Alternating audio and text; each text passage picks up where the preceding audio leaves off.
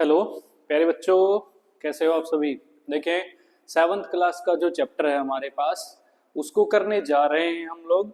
ठीक है, तो फिजिकल एंड केमिकल चेंज, उसमें हम पीछे केमिकल चेंज किया था हमारे पास। ठीक है, रस्टिंग ऑफ आयरन क्या होता है उस चीज के बारे में मैंने बताया था। ठीक है, अभी एक एक्टिविटी कर लेते हैं हम लोग। ठीक है, एक्टिविटी में क्या होगा अभी हमारे पास, एक्टिविटी 5.8 है भाई। Take about a teaspoon full of vinegar in a test tube. एक टेस्ट ट्यूब के अंदर हम लोग क्या करेंगे भाई, एक टी स्पून फुल मतलब एक फुल चम्मच भर के क्या करेंगे, विनेगर डाल लेंगे भाई। ठीक है, विनेगर।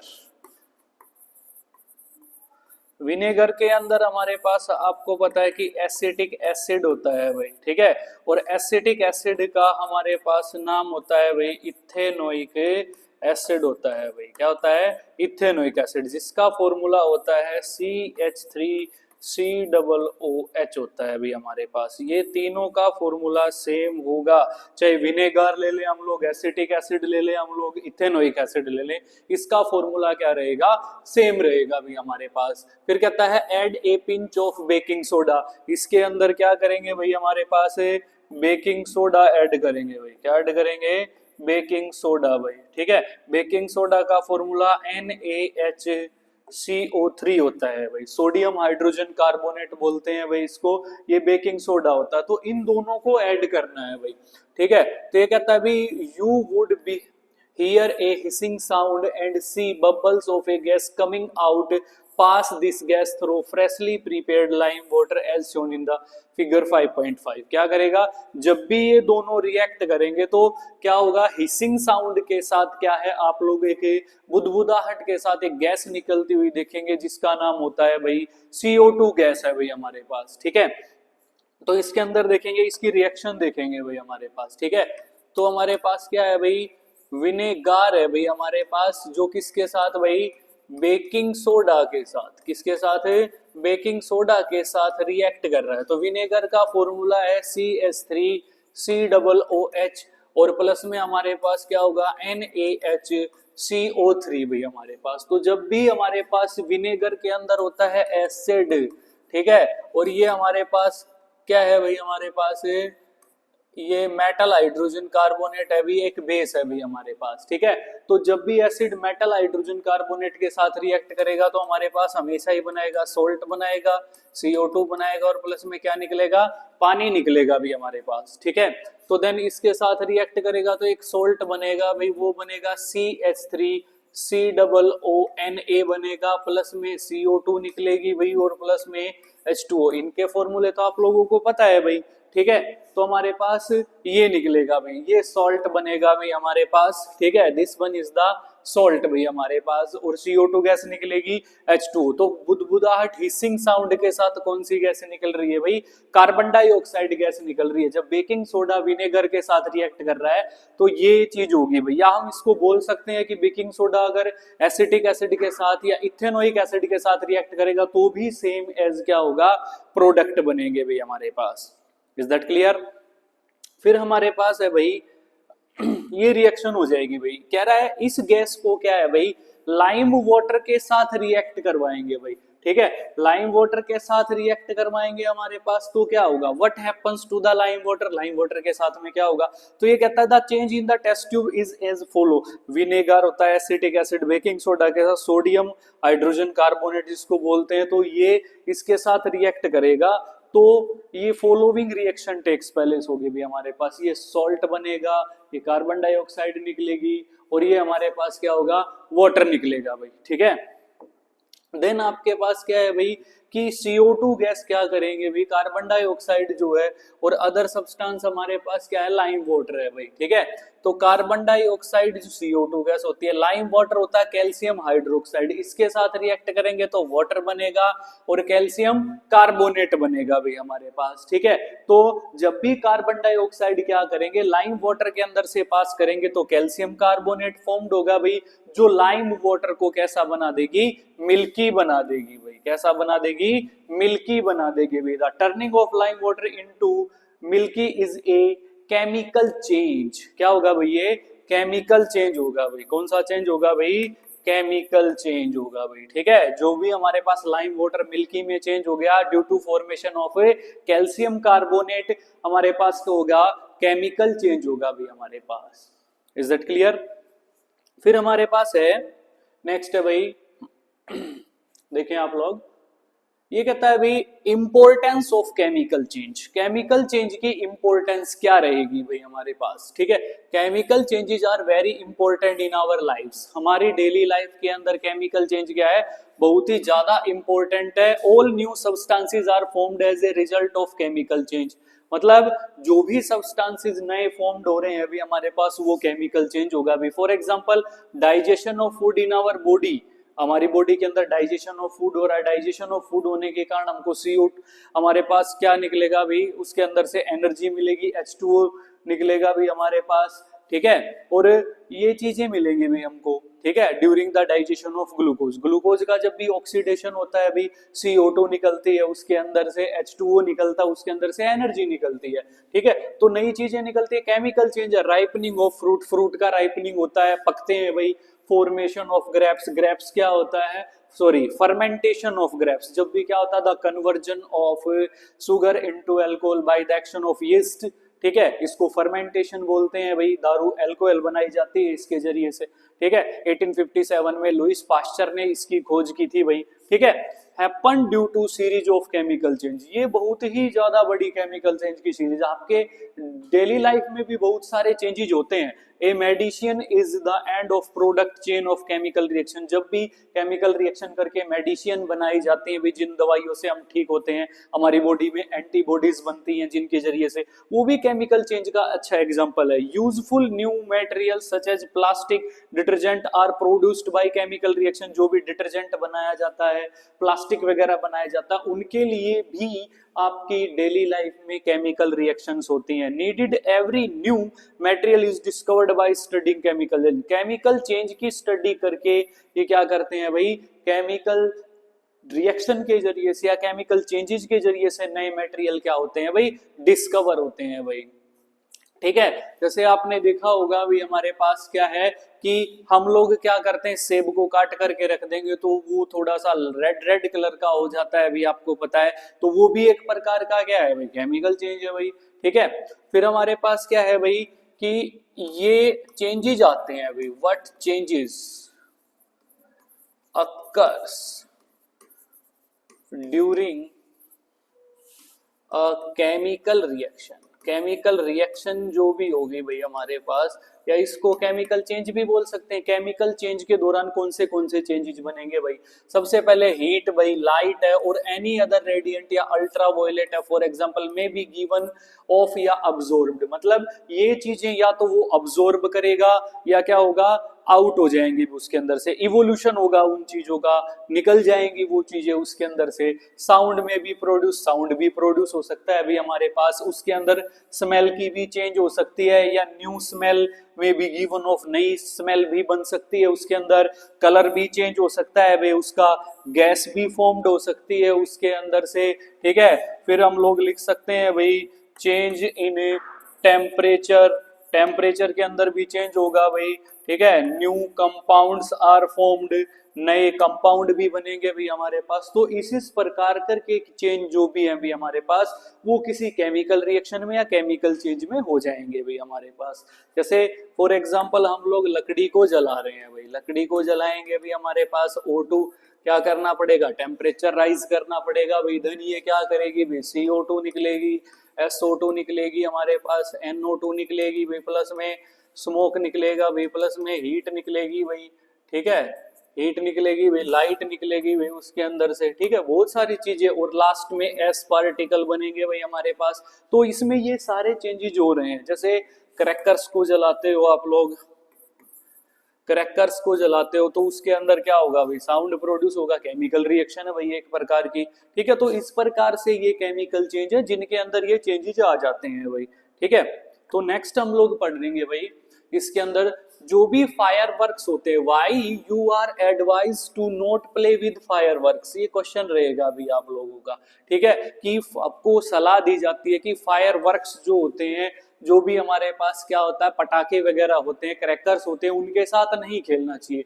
नहीं, क्यों नहीं खेलना चाहिए? क्योंकि जो भी फायर वर्क का एक्सप्लोजन होता है वो एक केमिकल चेंज होता है, बहुत ही ज्यादा क्या करता है अभी ये एक्सप्लोजन जब भी होगा produce heat light sound and unpleasant gases that pollute the atmosphere. वो क्या करता है भाई, जब भी उनका एक्सप्लोजन होगा उस दौरान उसको हम माचिस की तीली लगाएंगे तो क्या होगा भी, हमारे पास हीट निकलेगी उसके अंदर से, ठीक है, और जो लाइट भी निकलेगी भी उसके अंदर से, और जब वो बजेगा तो क्या होगा भी, साउंड प्रोड्यूस होगा।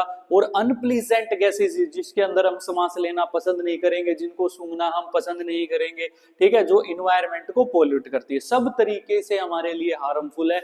इसी वजह से फायर वर्क के साथ नहीं खेलना चाहिए भी हमारे पास, ठीक है।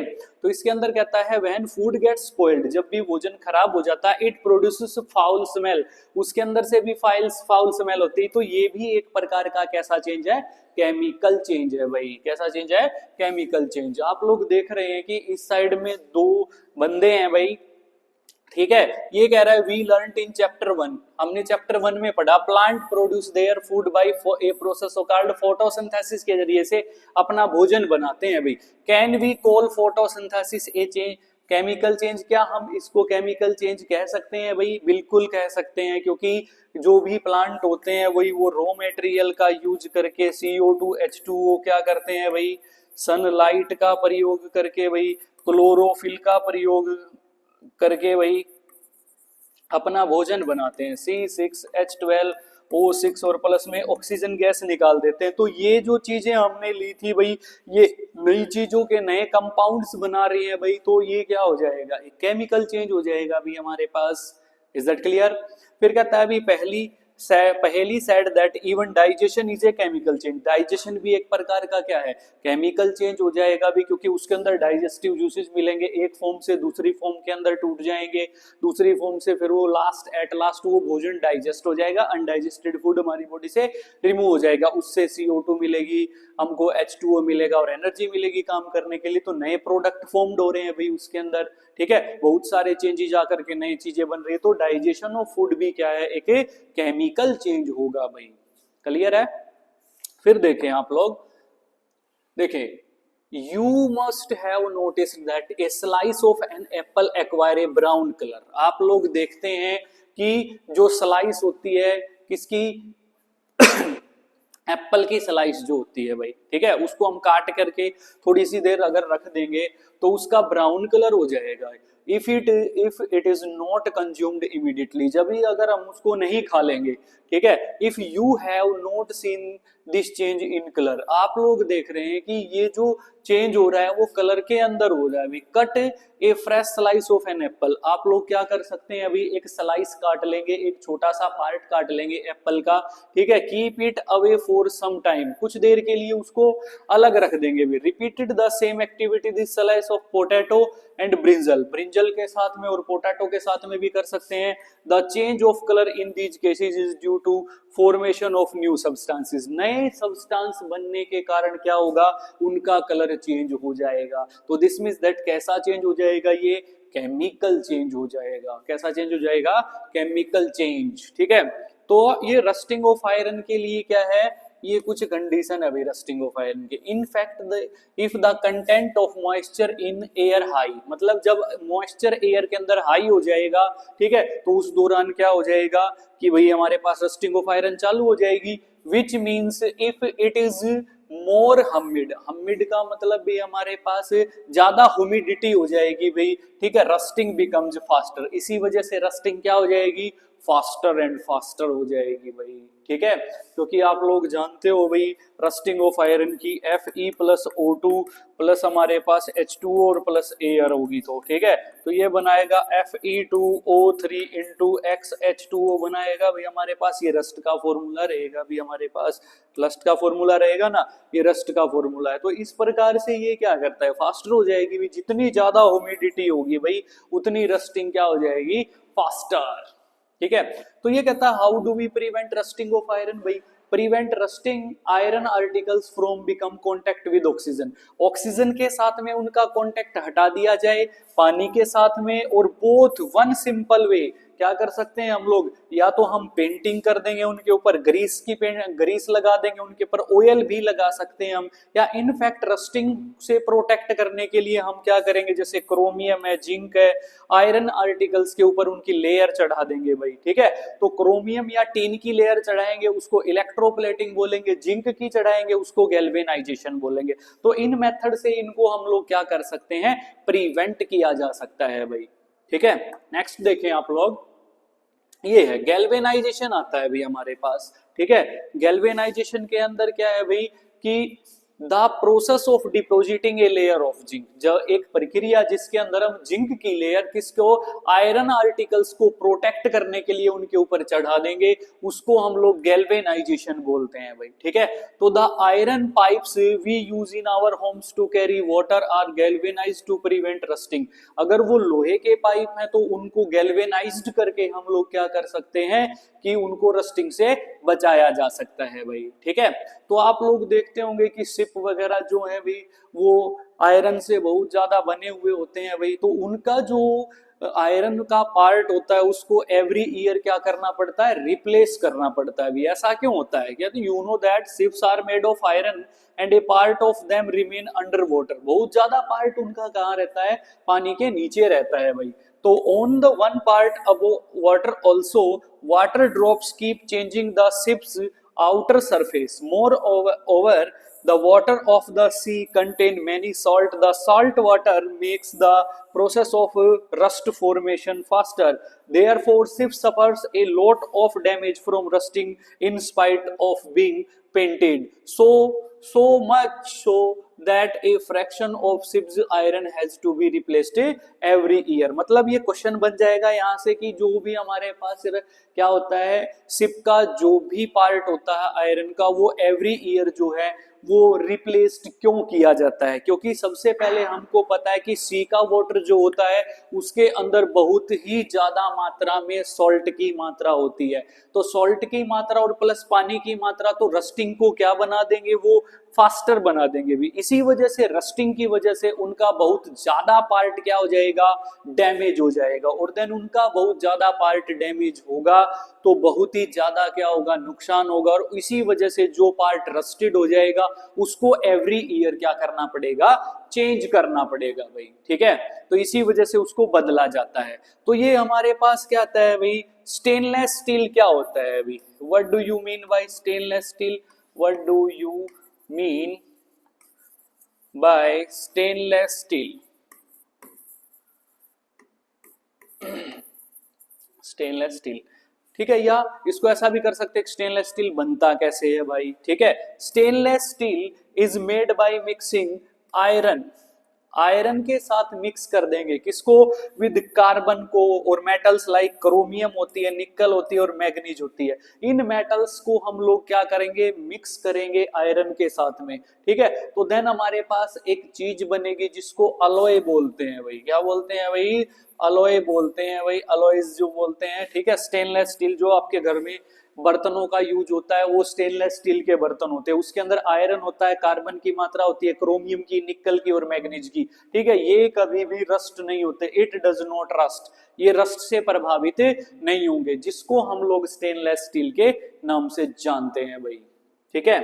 और ये देखें भी हमारे पास क्रिस्टलाइजेशन, इसको हिंदी में हम लोग क्रिस्टलीकरण बोलते हैं भाई, क्या बोलते हैं इसको, क्रिस्टलीकरण भाई। तो इसके अंदर क्या कहता है भाई हमारे पास है, the large crystals of pure substances can be formed, ठीक है। जो भी लार्ज क्रिस्टल हम क्या करते हैं भाई, फॉर्म्ड करते हैं भाई, किससे फॉर्म्ड करेंगे भी, प्योर सब्सटेंस से फॉर्म्ड करेंगे भाई, ठीक है, फ्रॉम देयर सॉल्यूशन, उनके सॉल्यूशन से भाई, ठीक है। तो जिनको हम क्रिस्टलाइजेशन बोलते हैं, मतलब लार्ज क्रिस्टल फॉर्म्ड करेंगे प्योर सब्सटेंस के भाई, किसके अंदर से, किसी भी चीज के सॉल्यूशन के अंदर से भाई। हमारे पास डायग्राम में कॉपर सल्फेट जो दे रखा है भाई, जिसका फॉर्मूला CuSO4 into 5H2 होता है, जिसको ब्लू विट्रोल बोलते हैं, नीला थोथा भी बोलते हैं इसको भाई, ठीक है, या कॉपर सल्फेट बोलते हैं भाई हम लोग, ठीक है। तो उसके हमारे पास क्रिस्टल्स बना के दिखा रखे हैं। तो प्योर सब्सटेंस के लार्ज क्रिस्टल बनाएंगे इसके सॉल्यूशन के अंदर से, ये इसका सॉल्यूशन है भाई, ये क्या है भाई इसका सॉल्यूशन। इसके अंदर से हम लोग बनाएंगे भाई लार्ज क्रिस्टल, जिसको प्रक्रिया के जरिए से किया जाता है उसको क्रिस्टलाइजेशन कहते हैं भाई। It is an example of physical change. किसका एग्जाम्पल है भाई ये? फिजिकल चेंज का एग्जाम्पल है भाई। ठीक है, तो नेक्स्ट वीडियो में हम पढ़ेंगे कि कॉपर सल्फेट के जो क्रिस्टल्स बनते हैं वो कैसे बनेंगे, और एक ओजोन लेयर क्या होती है वो हमारी कैसे प्रोटेक्ट करती है। इस चीज के बारे में हम नेक्स्ट वीडियो के अंदर पढ़ेंगे। ठीक है, तब तक के लिए जय हिंद, जय भारत, भारत माता की जय।